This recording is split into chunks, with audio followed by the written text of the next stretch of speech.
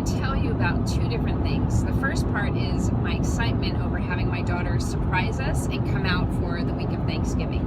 She's only here for a few days, but nonetheless, she gets to spend Thanksgiving with us. It was a total surprise. She gave me less than 24-hour notice, and I was able to hold that surprise off and surprise her sisters by bringing them to the airport when they thought we were leaving town, and surprising her brother and her dad when we showed up at the house. So that is so exciting, and I'm thrilled to have her. Ready? Let's go!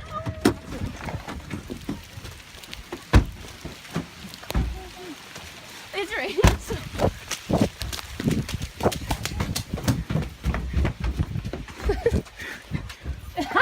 Oh my God! What the hell? Jesus Christ! How you doing? Oh my God! Really? Yeah. What the hell? What? The other thing I want to share with you about has something to do with Thanksgiving, but not so much in the traditional sense. Traditionally, when we talk about Thanksgiving, we really go to these, really fundamental pieces, which are family and gratitude. And you've probably heard from other people all the ways that you can find gratitude, right? And you probably get a daily email about something to be grateful for. Family can go all over the spectrum, how to, deal with family when they come for Thanksgiving or the holidays, or how important family is, right? What I want to share with you doesn't really seem related, but it is in the sense that it has to do with our identity. Now, our identity is often built on our roles or our expectations of who we think we should be, and they usually started to form when we were little, right? We were the baby of the family, we were the oldest, we were the black sheep, maybe, we were the rebel, right? And then we decided in high school, or maybe sooner, what are we going to be when we grow up? What's going to be the role? What is the identity? Well, for me, as a child, regardless of the career, I so knew I wanted to be a mom. That was an identity I really wanted. And of course, I started to formulate ideas of what that meant, right? I formulated those ideas based on all the moms I had seen in my life, as well as my own mom. And of course, as I was formulating that idea, I decided what it might mean for me well before I was going to be a mom. Well, I'm not going to do that, and I'm not going to do this.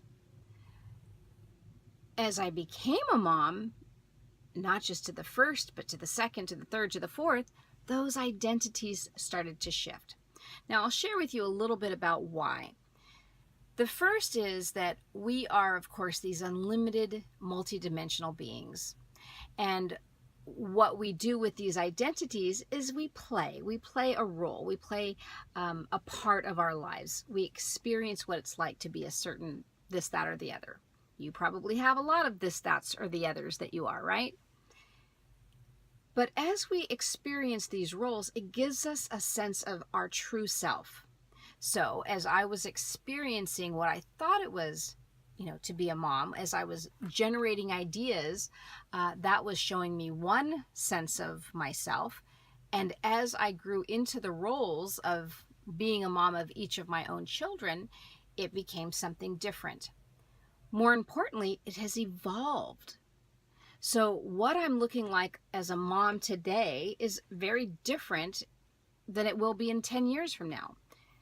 Just recently, my son was having an issue, and I said, why don't you talk to me? And he resisted. I mean, he's 18. I don't blame him. But at the same time, I pointed out, I said, every time you do talk to me, I do tend to help you. If you can just open up, I can help you, whatever it might be. So he took me up on it. We sat outside so we could have some privacy.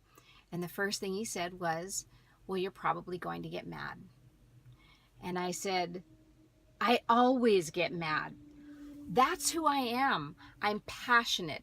And when it comes to someone else doing something that I feel is unjust toward my children, or if they're doing something that feels unjust in some way to me, I'm going to be passionate. I'll always be in that way. That's just how I am.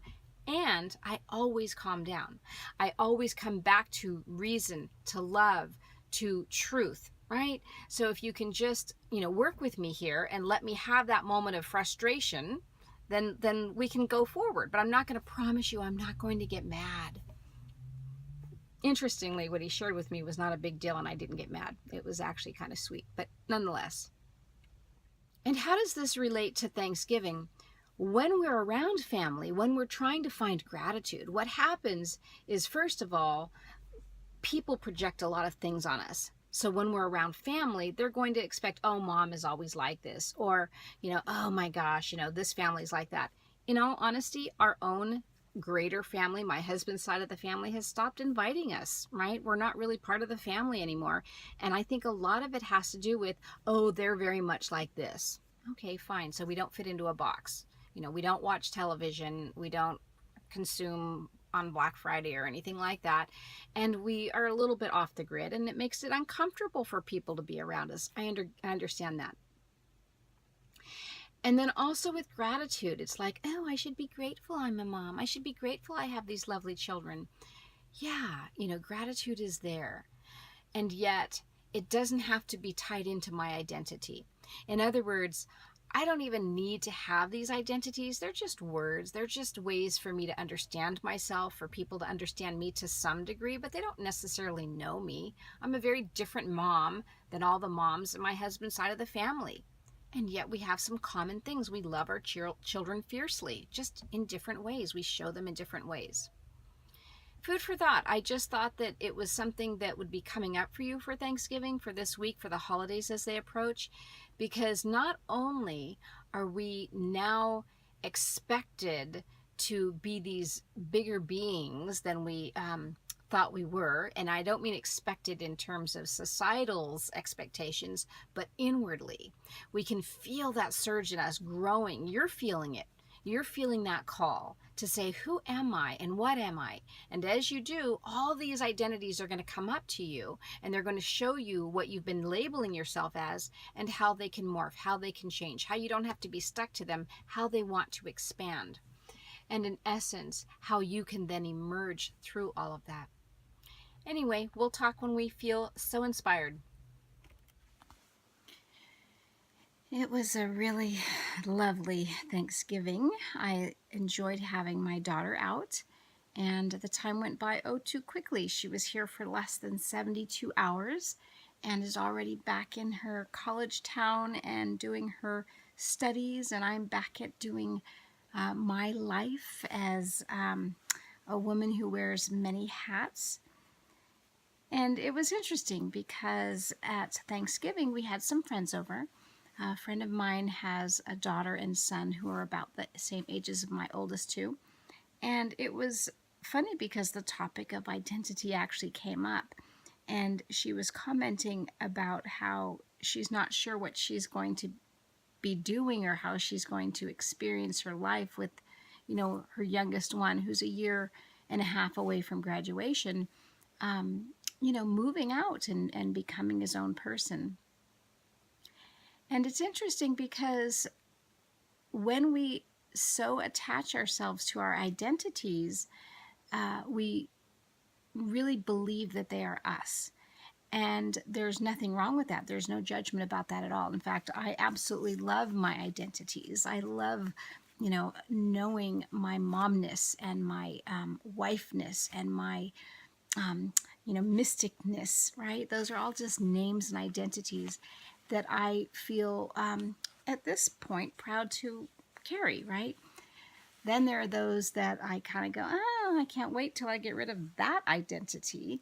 At my children's school, I teach, and I enjoyed teaching the children, but I also have a couple of other jobs at the school, which are a little bit heavier. It's like I have way too much on my plate, and so I'm more than happy to let those go. Even though it sounds like cool titles, I can flash a card that says, here's my job, but in reality, it's just a lot for one person to carry. So with the sense of ourselves getting attached to these identities, we can find ourselves feeling obliged, for one. So interestingly enough, with this these other jobs that I have at the school, I kept thinking, oh, this is so hard to do, and I'm, where can I find the time to do it? And plus I'm running my own business, and I do all this other stuff, volunteering, this and that and the other. And it's interesting because somebody else is interested in having those jobs, and it was like, oh, thank goodness, this will be a nice transition. So I didn't have to hold on to them, or I still don't. I'm obviously in transition. But the point being is that at the beginning of the year, I thought that it was a have to. It felt very, I'm not one to easily step away from something, to really, if I say I'm going to do something, I like to follow through. That's an identity I hold on to. I think that's a firstborn or only child kind of thing. But it's interesting because the more I was realizing I really don't want to do this, I was able to somehow manifest, I suppose, someone else who is interested in the jobs. But there are those jobs and those identities that we keep because we feel that they really define us. And those are much harder to let go. So if we've really defined ourselves in a certain role, and we've really, lovingly connected with these roles or these identities, they can be harder to release. And I'm not even saying we should release them, but I will say that, you are likely not only experiencing these questions of who am I, but every time you try to formulate an answer, it's probably less and less clear. And part of it is as we expand in this collective evolution and really try to experience oneness again, that sense of separation and identity, self-identity, will be less and less graspable. And in essence, it will free us even more. But in the meantime, it may feel like this struggle, this back and this forth, this sense of, yes, I am, maybe not. And just to be aware, it's nothing wrong. It's just a shift in consciousness to be aware of and to perhaps embrace and play with as you go along.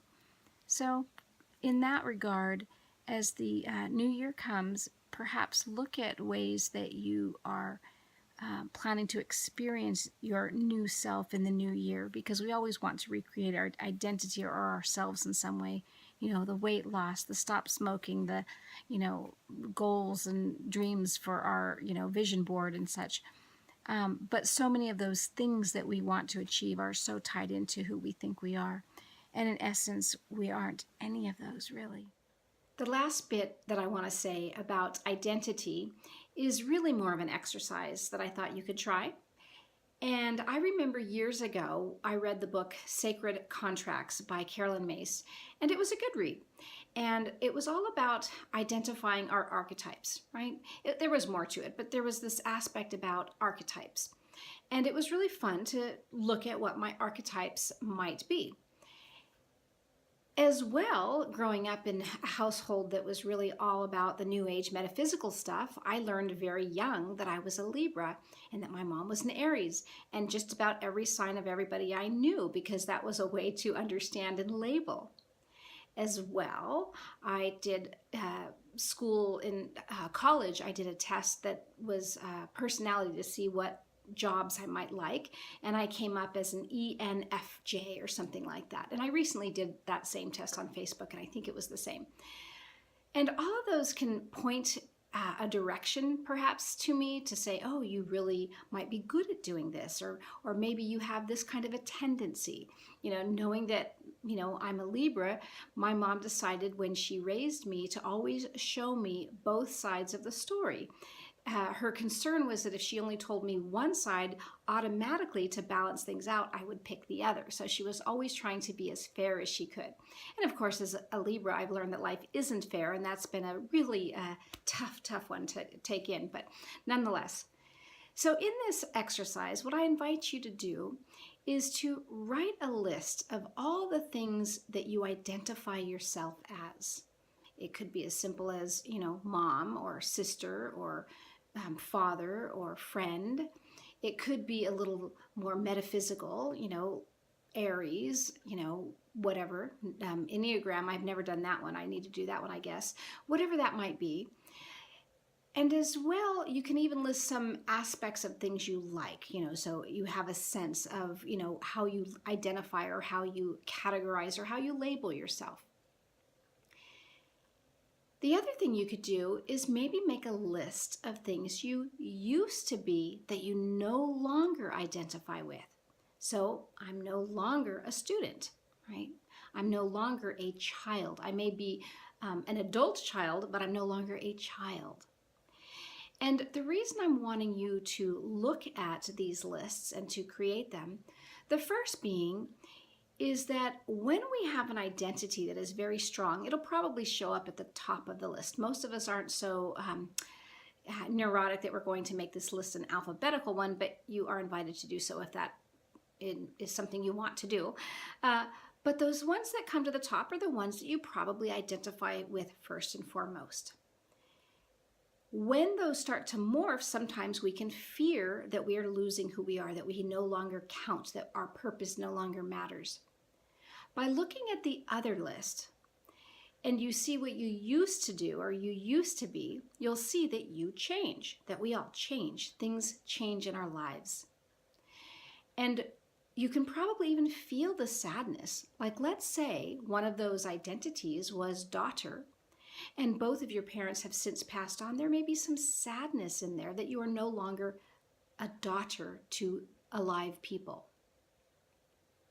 Maybe you'll find relief that you're no longer a child to, angry people. We are trying to experience our true selves as we expand in consciousness, and in so doing, we will find that this identity, these identities are going to, in some ways, hold on a little bit tighter, that we're going to have a harder time letting go because it'll feel like we're losing ourselves.